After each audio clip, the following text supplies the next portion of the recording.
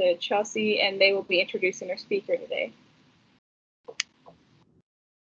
Hi, everyone. My name is Chelsea. I use they, them, their pronouns, and I am the graduate assistant for the LGBTQ Resource Center.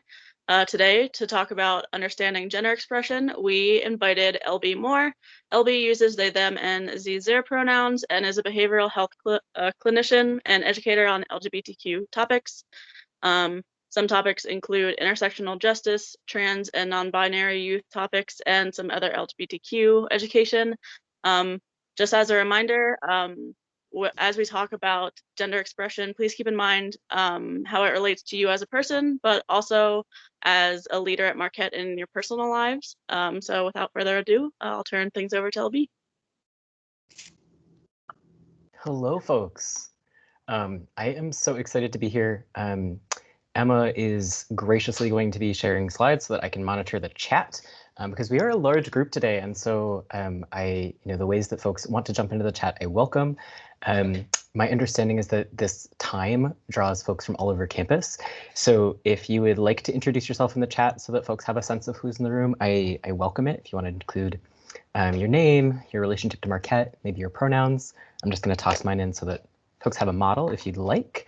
But otherwise, I mean, Chelsea named it. My name is LB. I use they, them, or easier pronouns.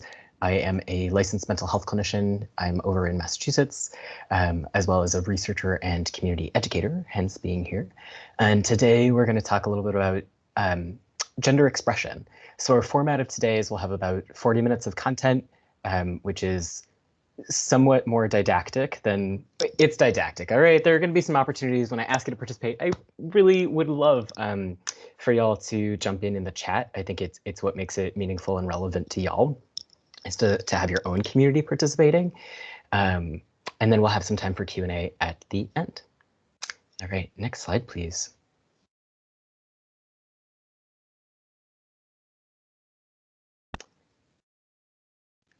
Thanks, Emma. So briefly, I'm doing a land acknowledgement, both of the land on which Marquette is located as well as where I'm presenting from. I think many folks at Marquette are familiar with this, which is awesome. So you know or may know that Marquette is on the traditional homelands of the Potawatomi, Keepers of the Fire, the Ho-Chunk, people of the Sacred Voice, and the Menominee peoples along the southwest shores of the Michigami. And outside of Boston, I am living and presenting from the traditional homelands of the Nipmuc and Massachusetts, including the Matsakisa, Pungapuag, and Praying Indians peoples. Each of these peoples remains vibrant as they continue to cultivate relationships of care with the land and each other, including as they continue to fight for safety, recognition, and resources in the face of ongoing colonialist harm. A percentage of today's speakers' fees will be redistributed to the Indigenous peoples on these lands. So thank you. And thanks for folks introducing themselves. Yes, please, Emma. All right, so like I said, this is more didactic, so we're not going to spend a ton of time on the group agreements, but anytime I'm facilitating, I ask that we sort of hold these things as our part of our community while we're together today. So here's the quick run through. So first off, take the lessons, leave the stories. Please do take your takeaways, do your reflection, get into it. And if folks choose to share anything about their personal experience or things that are important to them, we can leave sort of the names and the people in this space, though I guess it's recorded. So keep that in mind when you choose to share, if you choose to share. Take space and make space. What I'll be asking today is, because we have this like lovely large group, is that participation during content is going to be through the chat, and then when we get to the Q&A, there will be more of an opportunity to put questions in the chat or sort of jump in with your voice. Make it relevant means that if you're asking yourself, how on earth does this apply to my life, LB? How does this show up in my work or in my practice or in my education? Please ask questions around those lines. This is your time. This is your community time. Help me make it compelling and relevant for you. Ask it rough means that if you find yourself in a position and you hear that inner voice saying, well, I want to ask this question, but I don't know if I'm going to ask it right, or I'm afraid of stepping on toes. I encourage you to take the risk and be courageous and ask the question the way that you have it, with the language that you have. And if there's something in the asking that we need to address or honor or support, then we'll do that. Next, the goal is not consensus. I'm going to give you some information. I'm going to give you some perspectives. We don't have to agree. That's okay. You know, I represent certainly a particular perspective and a world and a worldview. And that part of what I hope for today is that we can honor that we can each hold our perspectives, as well as acknowledging the different perspectives that others have, with care and compassion. Hold positive intention and be mindful of impact. So just acknowledging that we all the time in all fields of our lives accidentally hurt and harm people, including when we don't intend to, and that hurt and harm is still hurt and harm. So if that comes up today, just that we'll hold that as a community. And finally, enjoy. I think I'm funny. People close to me tell me, you know, I'm reasonably interesting. So feel free to enjoy. And of course, I can't see pretty much anyone's faces. So if you want to let us know that you're enjoying something, I'm into it. But of course, no pressure. All right, next slide, please. So we're focusing on gender expression today. And I think it would be hard to start that conversation without laying some of this groundwork. So we're actually going to talk a little bit about gender and gender identity very briefly, so that we have some shared vocabulary, shared starting point to talk more about gender expression. Next slide, please. I will also say, feel free to enter questions or comments in the chat at any time. I will integrate them to the best of my ability, given our time. All right, so here's our operational definition of gender for today, right? So gender is sort of the broadest definition or concept that we're going to be working with. And gender refers to the attitudes, feelings, and behaviors that a given culture or community associates with types of people, often based on sex, in a particular time or time frame, right? So there are a couple of things there. It's attitudes, feelings, and behavior.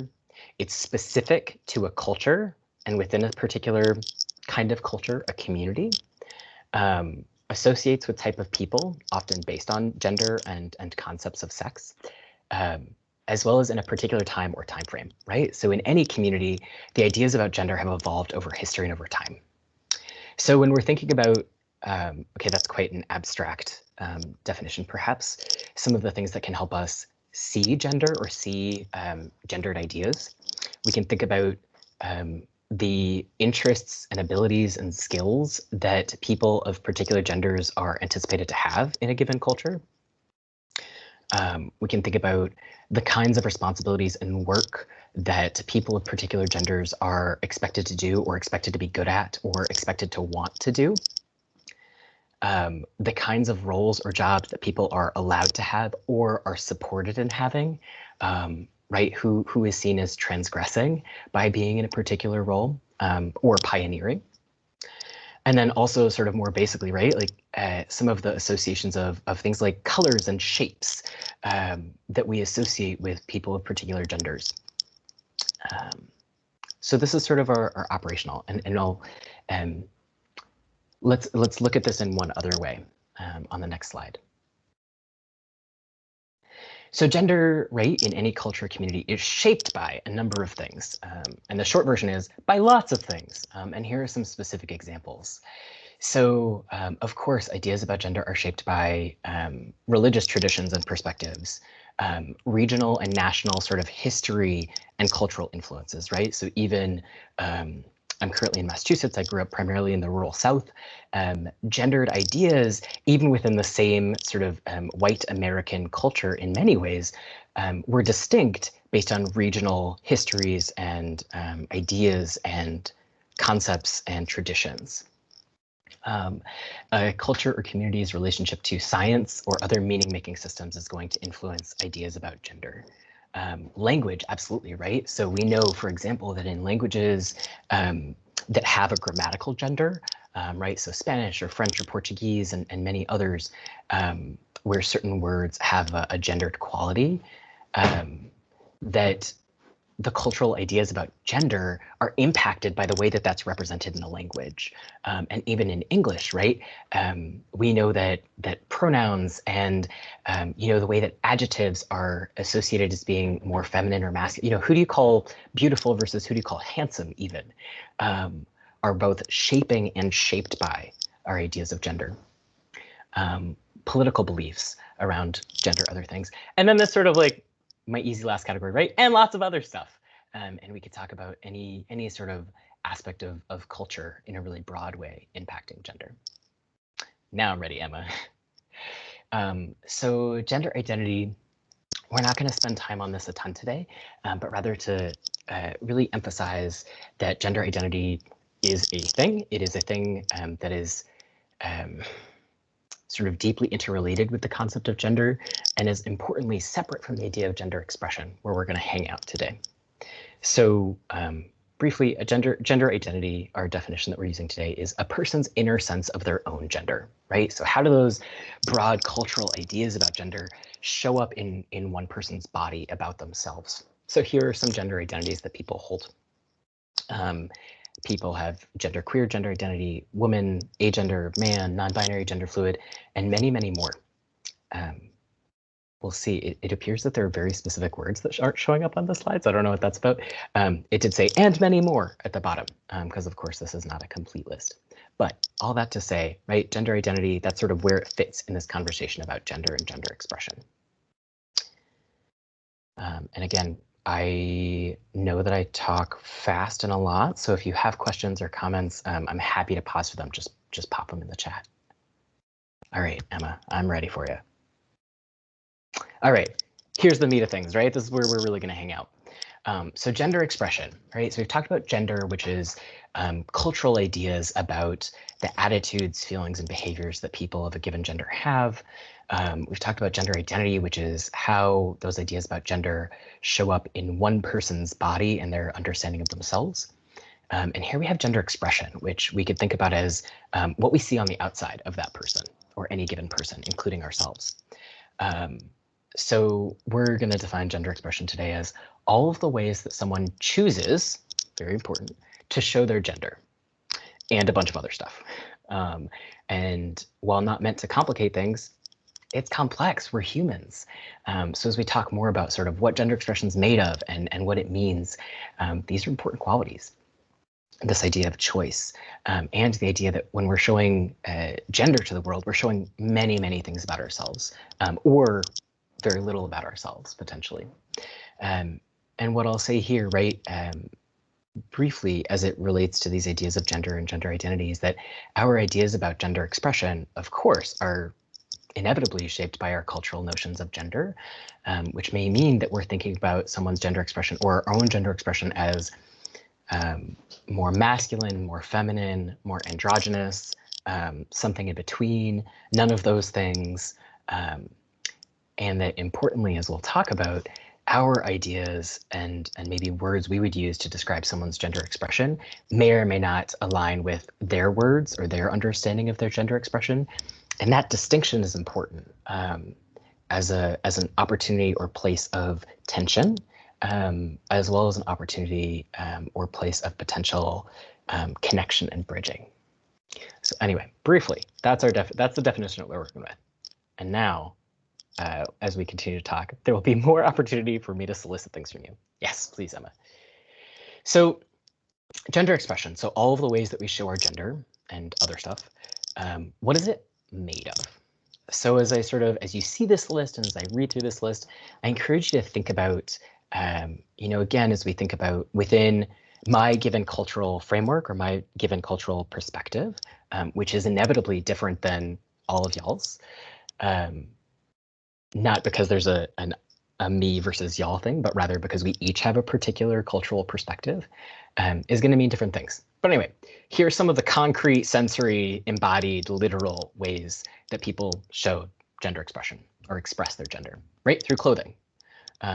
You could be thinking about or noticing what I'm wearing, what you're wearing, what a roommate or housemate or loved one is wearing. Accessories, right? So not just my sweet button up top, but also my tiny bee lapel pins, or my one dramatic earring. Chosen language. So this refers to, it may refer to the language I use for others. You'll notice that I say y'all, which is both a representation of or a reflection of some of my Southern roots, as well as my expression of gender inclusivity in the way that I speak. And then, of course, the language I use for others. So this refers to, it may refer to the language I use for others. You know, you'll notice that I say y'all with which is both a representation of or a reflection of some of my Southern roots, as well as my expression of gender inclusivity in the way that I speak. It may be someone's chosen name, right? The name that they use and want others to use for them. It may be the pronouns that someone uses and wants others to use from them. It may be whether someone wants to be called Miss or Mrs. or Mr. or Mix, right? These are sort of aspects of language through which we express our own gender. Anytime we put it in our email signature or introduce ourselves with it or ask folks to use those terms. Mannerisms and movement. So this might be the kinds of movement we engage in, right? Whether that's dance or stretching or football, or sort of less in terms of organized, but the ways that we hold our body, the ways that we sit in a chair, the ways that we move in different kinds of clothing, right? For better or for worse, I move a little bit differently when I'm in a dress than when I'm in pants, because that's functional, as well as mannerisms, right? So how do we conduct ourselves? How do we hold our bodies in conversation, including when we're not thinking about it, right? I know we talked a little bit about choice, which is important. And right, how does choice become habit, become unconscious ways of being? Language and voice, again, I think this one is another one that can become a little bit complex in terms of the idea of choice, right? But the language that we choose to use, my example was y'all, as well as sort of how I use my voice, right? So I, like all humans, have a range of pitches that I could use, right? And do I hang out lower in my register? Do I hang up higher in my register? You know, like if y'all were listening to me talking to my dog right now, you'd be like, wow, that person speaks so much higher than they do when they were presenting to us. And that there are different expressions of self that are coming out when I use my voice in different ways. So those are some examples of each of those bullets.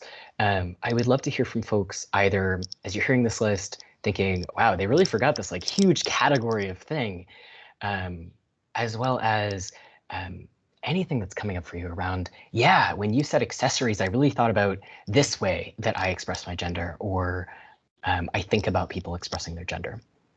So I want to hang out here for just a second because I know chat takes longer than spontaneous speech. If there are things that you'd like to, sort of categories you'd like to add, or responses you'd like to throw out there based on any of these categories provided.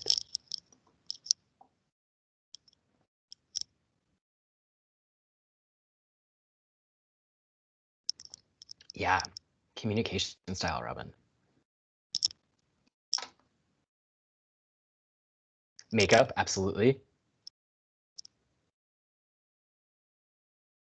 Yes, engage with each other's chats. I love it. Yes, I appreciate that, Zelda. And I want to name too that I don't know about Marquette, but in my organization, we aren't able to edit our team's names, right? It's sort of like whatever your account is. So I'm going to be using the names that folks have on their account, and also feel free to sort of correct me or I'm understanding that I may be misrepresenting folks, and I don't love that. And I want to acknowledge your contributions. So Zelda, yeah, right? Like the really specific items that are gendered in particular ways, right? Or aspects about an item that are gendered in particular ways. Makeup for sure. Communication style, thank you all. Hobbies, yes, yes. Hair is huge. Yes, music and music interests, the music that people make, the music that people are interested in. And these are such great examples of some of the things we're going to get into. So thank you for adding this richness. And as with all the questions I ask, there's no statute here. So if in 4 slides you're like, oh, this other thing, feel free to add it. Maybe let us know what you're adding about, but feel free. All right, Emma, please take us to the next slide. Okay, right. So even if we just stick with the examples in the chat, which we don't have to, right? So we're talking about gender expression, right? How people show about themselves, their masculinity, their femininity, their androgyny, their non-binariness, their manness, their gender queerness, right? Whatever is true about someone's gender, and how we express that. What else are we expressing through all those things? So I'd love to hear from folks. You know, even hair. So we might be expressing our gender through our hair. What else might we be expressing through our choices about our hair, or music, or hobbies, or size of our enormous gamer headset. Mm-hmm. Robin, would you add more about what might shaving in relation to hair, I imagine, express?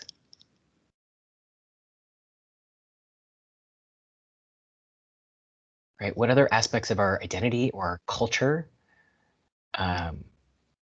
Word, yes. So deciding not to shave, and that maybe being in relation to her gender, maybe being in relation to other values or identities or cultural perspectives.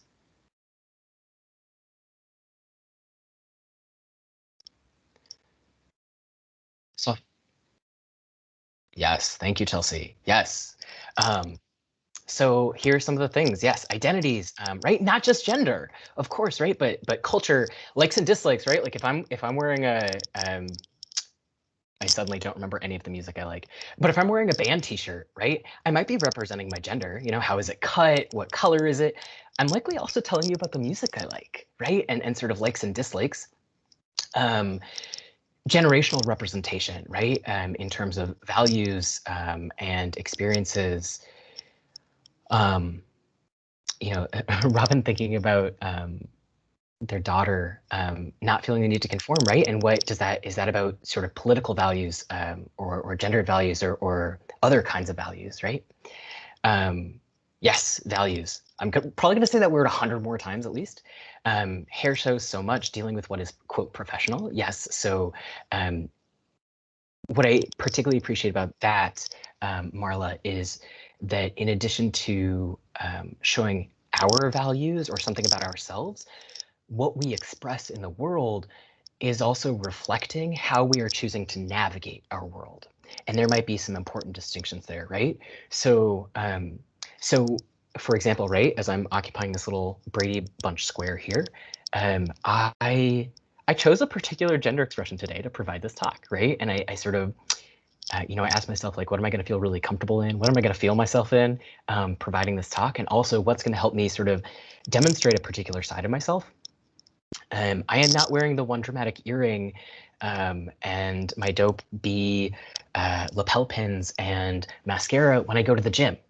Not only because I think it would be unsafe, like literally earrings and cotton things and things like that, but also potentially socially unsafe, right? So I'm choosing to navigate environments in a way that's going to reflect what I need.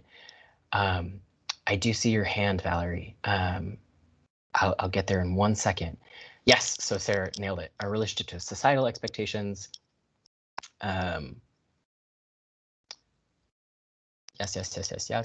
A lot around shaving, right? So we have these sort of particular touch points or tender points around values that we show and choice, like, right, shaving or not shaving, such an important choice that might be demonstrating things about gender, right? And there, that women who are choosing not to shave are not less women, if that is their gender identity, but rather there's a demonstration of relationship to womanhood and or relationship to social ideas about womanhood. Valerie, I saw your hand. I think if you want to jump in, I'll ask you to keep it brief. Feel free. I just like wanted, it's easier for me like to talk than type, but like one thing I found myself, like when I started dating my girlfriend, like, and she's like a femme, and like I started dressing more femme when I started dating her, and it's like, and it does feel like a genuine expression of my gender, but at the same time, it definitely is influenced by like, oh, like my perception, like internalized homophobia, and like, oh, well, I don't want to be perceived as like that sort of like stereotype, even because there's like nothing wrong with anything, but just like all this like baggage that like gets wrapped up in like in the intersectionality, in the intersection between sexuality and gender. Thank you, Valerie. Because 100%, right? And that intersection is so important and is at the intersection of sexual orientation and gender identity and so much more, right? So we think about we listen to the stories and we also look at the data, right? That, you know, Black queer women, right, might experience a particular kind of expression as well, or particular kinds of pressure to express themselves in a particular way in order to navigate the world safely, right? So those pressures become very intersectional, not only right? We really get into it, not just about what's inside of us, but how we navigate what's outside of us. I really appreciate Chelsea's contribution around internal emotions, right? And I won't read the whole piece there because it's deep and I want people to read it. Totally. And I think the examples that Chelsea provides are awesome. I also think about too, like y'all, after this talk, I'm probably gonna put my sweatpants back on. And that is a valid expression of my gender identity. And also a shifted, it represents my own shifted needs and desires about what about my gender needs to be expressed, and also like what takes priority. You know, I've really thought about how do I want to express my gender for this talk. After this talk, I'm going to think a lot less about how I need to express my gender and a lot more about whether or not I want to be in sweatpants, you know? All right, so thank you. Yes, absolutely. All these thoughts, y'all are awesome. Emma, next slide, please. So I'm going to flip it on us a little bit. What are some things that gender expression is not made of? And I'm going to leave that be for a minute before I sort of add examples and contextualize it. Whatever comes up for you when I ask this question. What is it not made of? We just talked about lots of things that it is made of.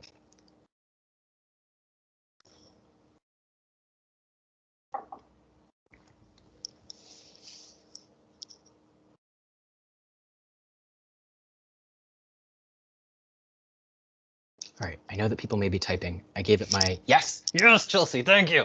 Okay, I was like, I gave it my educator 10 count. Yes, so Chelsea's given an awesome example, and Jada jumping into physical traits that can't be controlled are really important to distinguish, right? And so it's why I keep coming back to this idea of choice, right? So I do not get to choose my height. It's my #1 thing that I would choose if I could, right? I cannot choose my height. I cannot choose my bone structure. I cannot choose the shape of my body. I cannot change, as I said, we all have sort of a range of our vocal abilities, but we don't get to choose what that range is, right?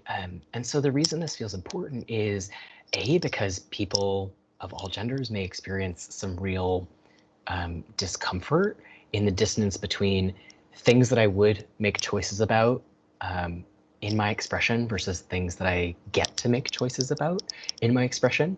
It's also important in how we understand other people's gender expression. You know, do I look at someone and rather, this is a bias I have, I'll name that, right? Because we all have these gendered ideas, whatever our cultural perspective is, and as it changes over time, that I may take a glance at someone first person, or sort of first glance, and think, oh, that person has a very feminine gender expression, or has a feminine gender expression, and then realize upon second look, right, the chosen looking, that actually that person has a pretty, whatever, androgynous or masculine gender expression, but has a very delicate bone structure, or is very petite. And that because I have been socialized to understand petiteness as feminine, I've fallen into that trap. But that's not something that person has chosen to express about their gender or their other values, as we talked about. And Zelda, you're right on, right? So this is about not how we, or the question of what is gender expression not made of. The question is coming from a place of what aspects, if we're sort of engaging with ourselves and communities critically, can we acknowledge our part of someone's chosen gender expression versus, to your point, the fact that our cultures gender pretty much everything. And so those are different thoughts. And so I really appreciate that distinction. But that's sort of the idea of where the question comes from, right? And that we, as people navigating the world with that cultural bias that you've noted about immutable characteristics, that we can choose to engage critically with that. And I can say when I do that, actually that person's bone structure doesn't tell me anything about their gender, right? Or it doesn't tell me about their gender expression. Let me sort of look and think critically about that again. All right, onward, please, Emma. So you will notice that this is a little bit cheeky, right? So let's go through the first column. What might folks' expression tell us, right? So as we've named, it might tell us about their gender identity, It might tell us about group belonging, right? Is someone a country music fan? Is someone part of a particular cultural or religious tradition that we're seeing parts about their expression that tell us that? Are we learning about how someone sees themselves, right? In whatever that means. Are we learning about how someone wants us to see them, right? As people outside of their bodies. And then we can ask the question, what might folks' expression not tell us? It might not tell us anything about their gender identity. It might not tell us anything about their group belonging, or might be incomplete in what it tells us about group belonging. Someone's expression might not actually tell us about how someone sees themselves, and it may not tell us how they want us to see them. And so we have to hold this both and, that there's always going to be a distance between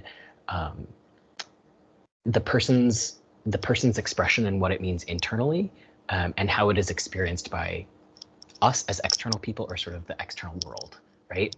To Zelda's point again. All right, Emma. So I believe that this is my attempt at humor. So if you're laughing, feel free to let me know, right? So the thought here, yay! I didn't even know that was a fact people could do. So the thought here is that this idea about what can gender expression show us or not. I don't really take photos, so I couldn't actually show you pictures of me in various gender expressions. And while none of my clothes, I think, are this fly, I absolutely, I talked about my sweatpants earlier. I do wear dresses sometimes. I do wear skirts. I rarely wear a suit because they're hot, but I have, and my point here being that in all of those moments, there may be context that I'm providing for the people around me about how I'm feeling and how I'm understanding parts of my gender and my values and my cultural identities and experiences. You may be seeing about how I'm seeing myself. You may be seeing something about how I'm choosing to navigate certain environments, right? Am I going to a job interview? Am I going to a formal event? Is that formal event like very public facing? Is it formal, but it's only people intimately close to me, and so I may feel safer to explore presenting my gender and values in a different way? And that in any of those gender expressions, my gender identity is the same, right? So I identify as non-binary. I am non-binary in a dress. I am non-binary in a skirt. I am non-binary in a suit.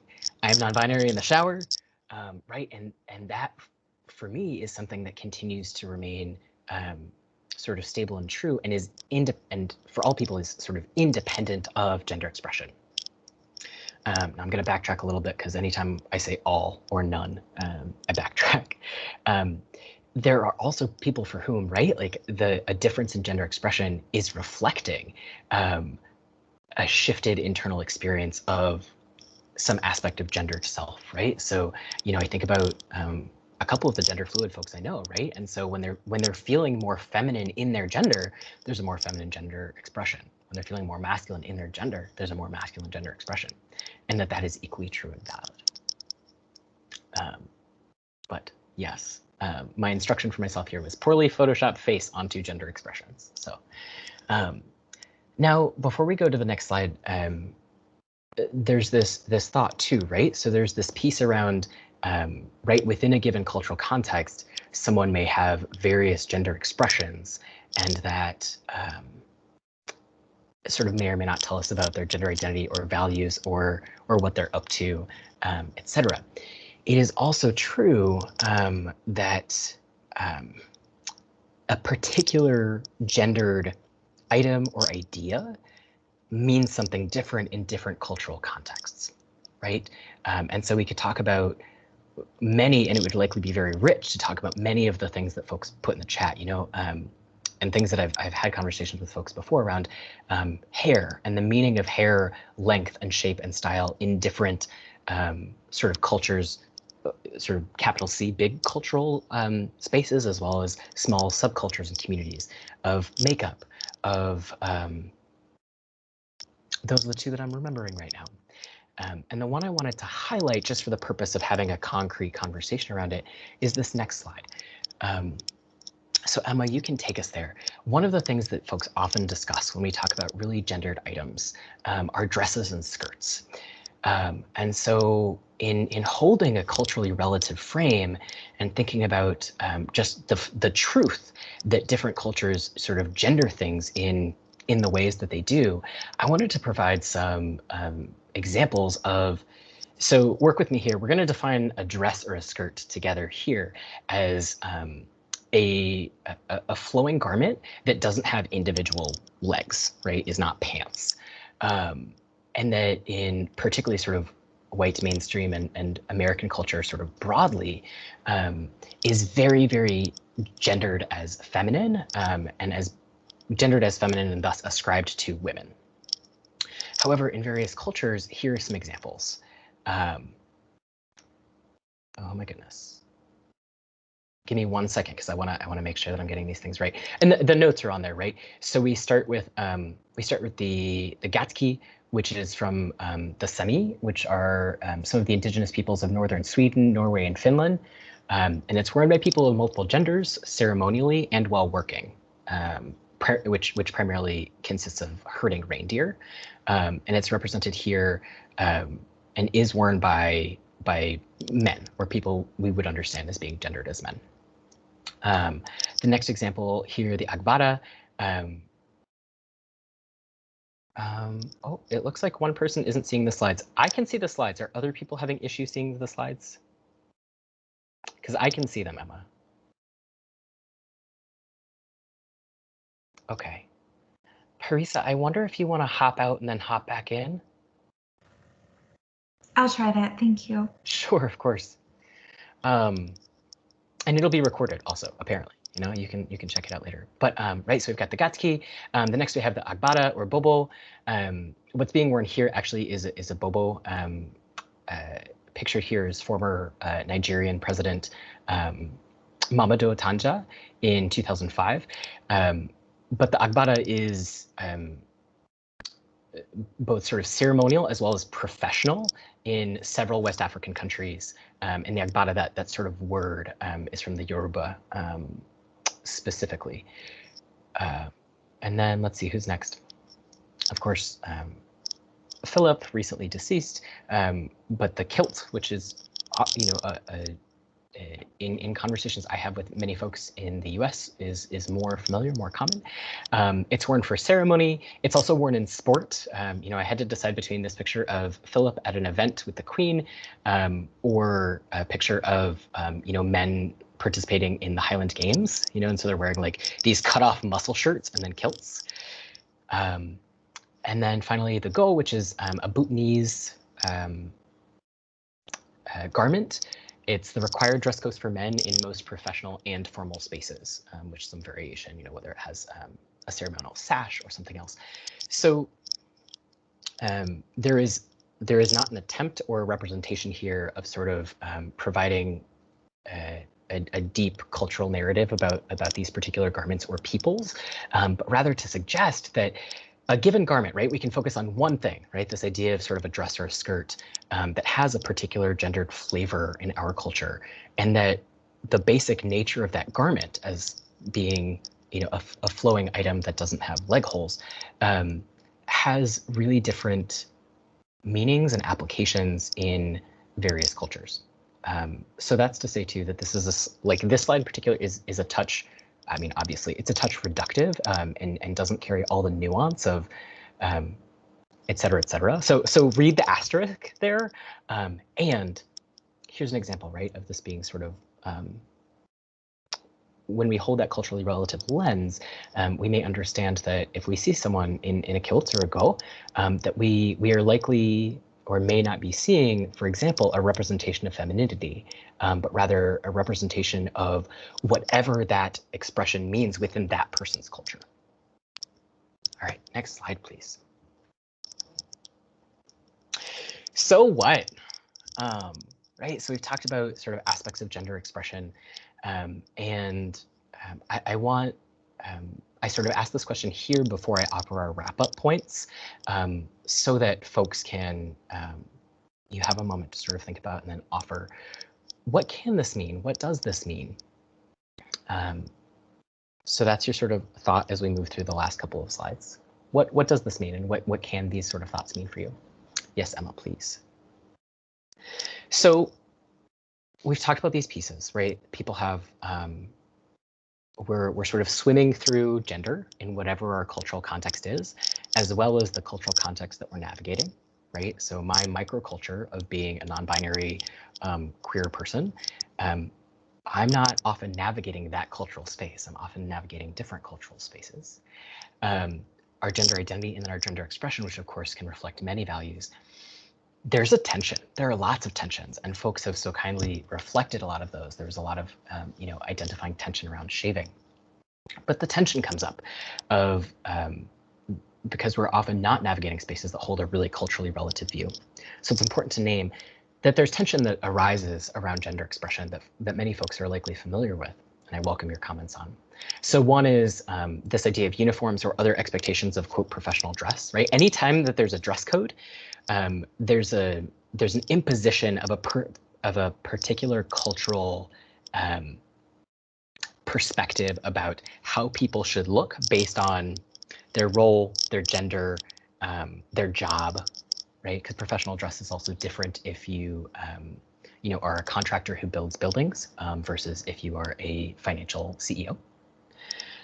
Tension arises in the casual policing of other people's experience and, appearance, whether that's sort of to yourself inside your own head, whether that's to the people you're with, or whether that's sort of believing or reporting that someone's dress isn't professional or isn't appropriate. The tension arises in violence and victim blaming.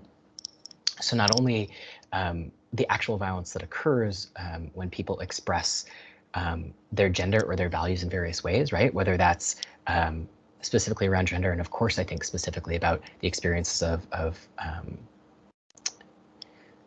people whose gender expression is considered gender non-conforming, right? So whether that's a person who is a man in a dress, whether that is a trans woman wearing anything, whether that is, I think Valerie was offering earlier, whether it's LGBTQ people sort of navigating how their gender expression can help keep them safe or not in the world. And also the stories that our society makes about whether people deserved violence that they received based on what they were wearing. Sorry that those last two got a little bit smushed together. Cultural messaging of attractiveness and respectability, right? What are we told? What are we told that a real woman or a proper woman looks like?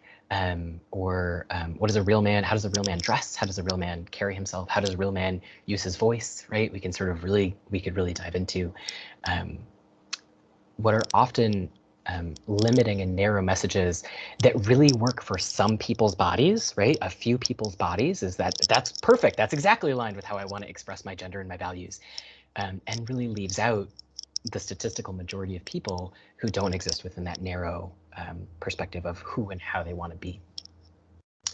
And then finally, sort of interpersonally and from a community, I think, spiritual perspective, the tension arises when we misunderstand and missee each other because of the ways that our culture, our socialization and our cultural perspectives, keep us from seeing people's truth, which to some extent is inevitable, right? I cannot see into your head to understand what exactly your expression is telling me about you.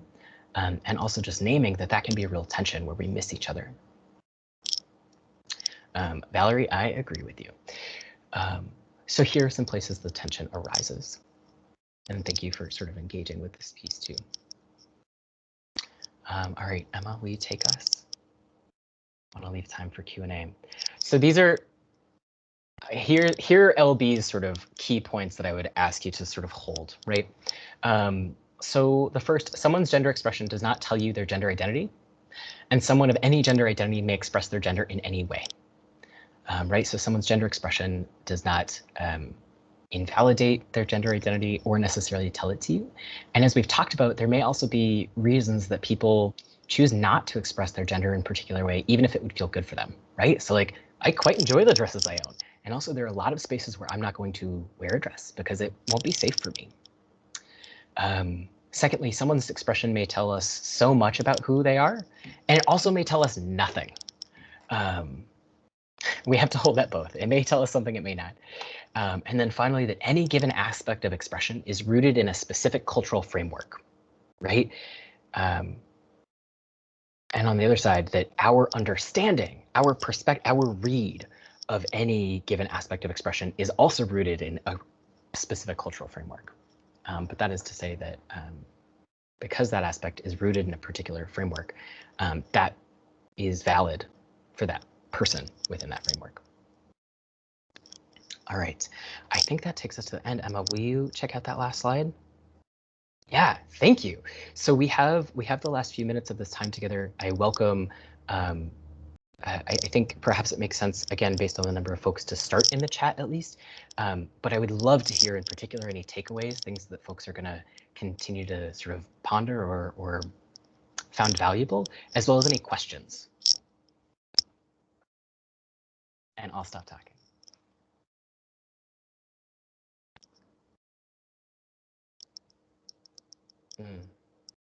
Thank you, Taylor. Choice and context.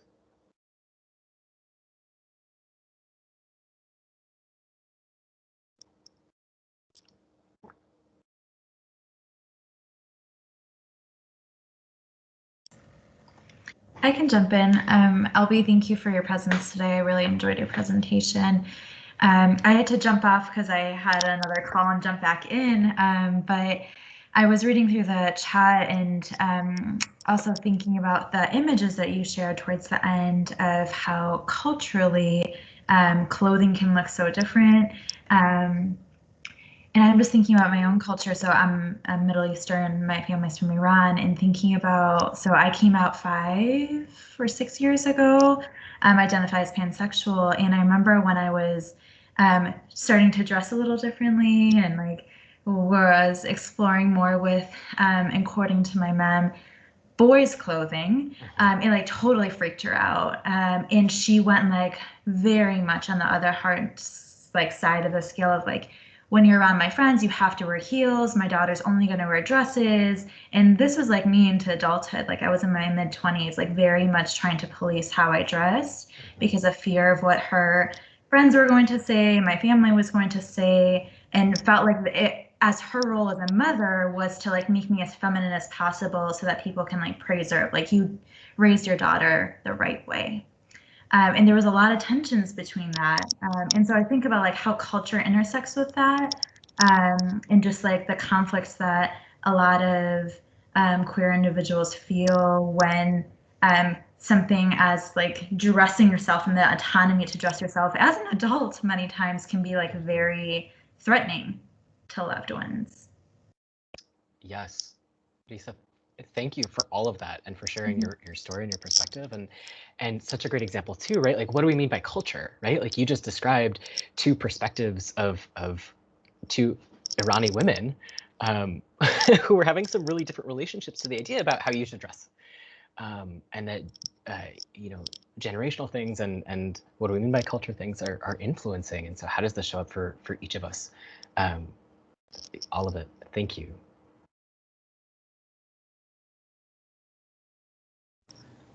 One big takeaway for me will be just being more comfortable with a sort of gender angst.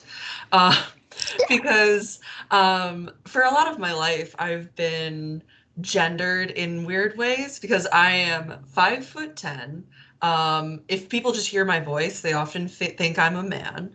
And on the other side, a lot of my chosen presentation and my chosen hobbies are very feminine. And I very much appreciate like a space to be comfortable with not just chosen presentation, but also the ways that gender is imposed from outside. Yeah, thank you for that. And for that incredible tension, right, that I didn't specifically name and is so valuable, of the tension that happens when the inside of our bodies meet the outside world.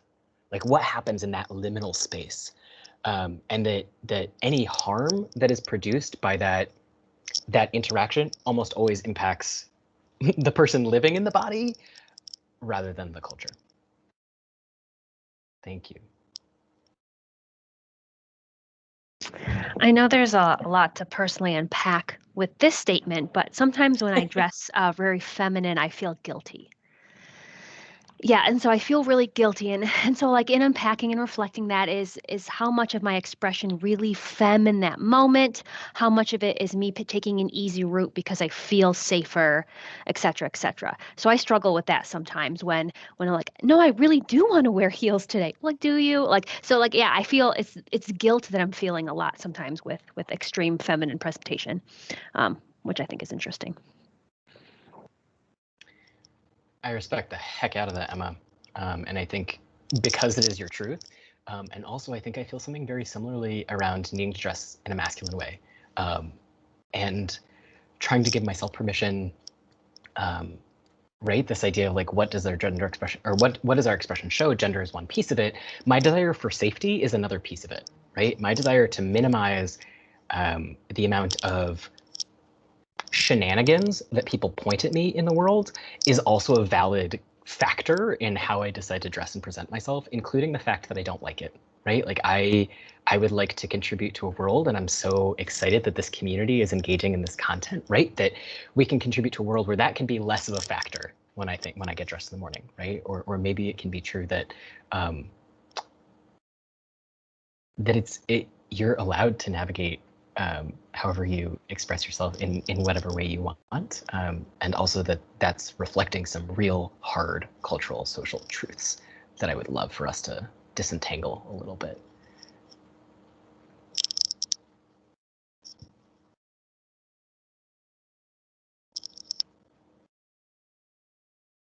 Catching up on the chat. Yes, Sarah.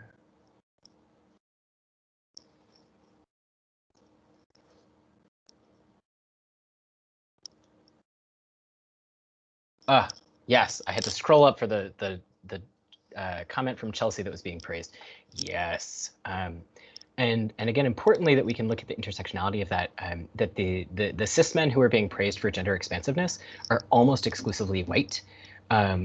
Whereas, for example, a handful of years ago, when Jaden Smith, as one example, right? So a young black man who said, I want to model that it's safe for boys and men to wear skirts, was ridiculed and mocked and threatened, which does not mean that there are not white cis men who are experiencing some of that, but this sort of trend of, oh my God, men in skirts, that has, right, that has sort of a, how are cis men relatively safer from those forms of harm versus folks who have other gender identities and modalities, as well as white men in particular.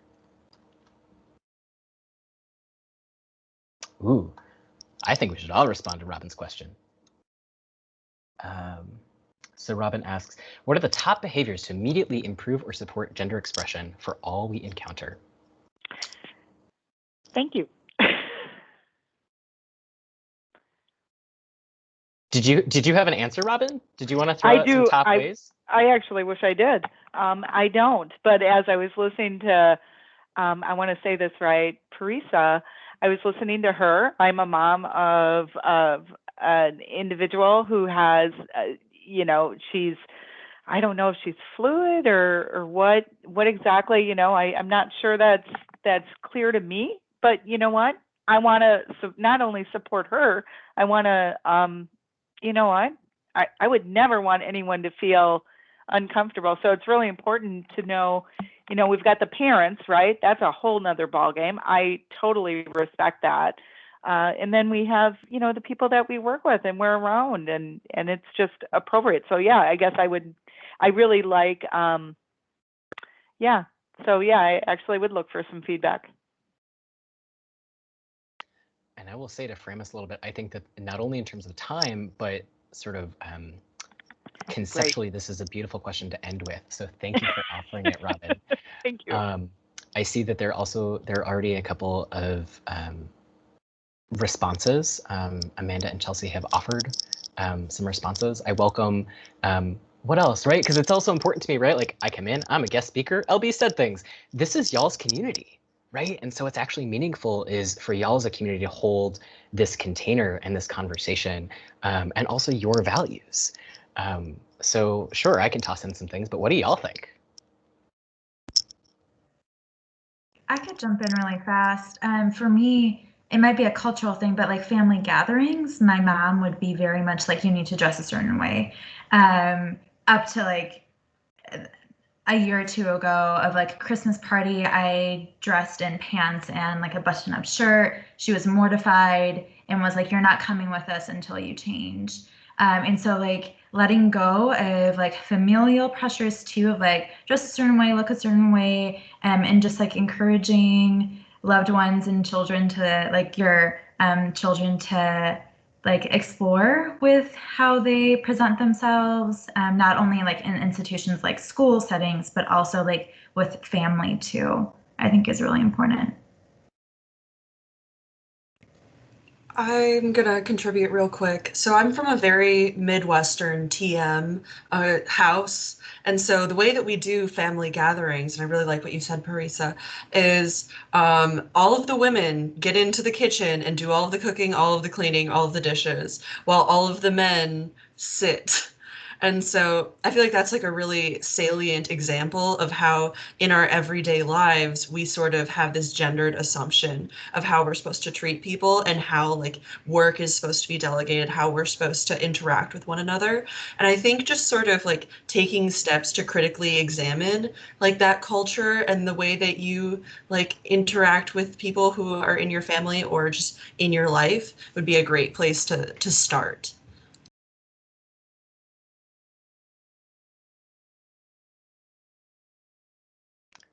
Want to shout out Chelsea's comment in the chat too, around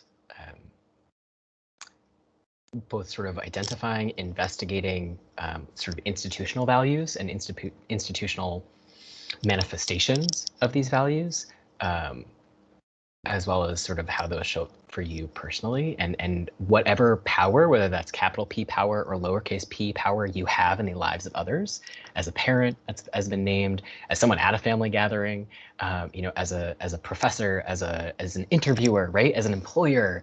How can you do this?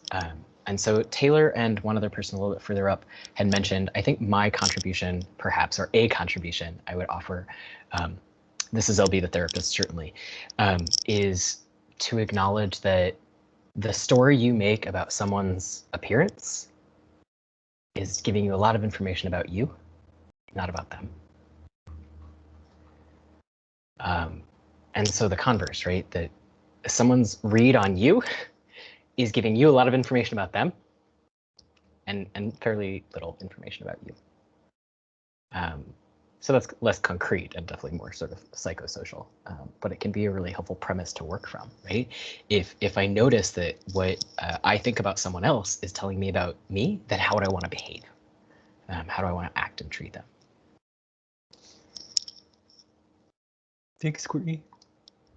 So I'm going to hand it back to Amanda or Chelsea or whomever I'm supposed to be handing it back to. I'm so appreciative for y'all. I think that there are a few more minutes if folks want to sort of stick around and have questions, and also want to respect folks' time that maybe you only had until 2. So thank you, LB, for speaking. Very important subject and great discussions that we had. So we do have one last Soup with Substance event of the semester, which is happening next Wednesday on Zoom instead of Teams. And that title of that event is Combating, Understanding, and Detecting Human Trafficking.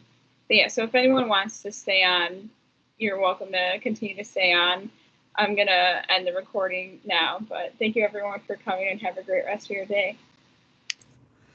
All of the students here, sign up for Drag Bingo on Thursday. It's going to be fun.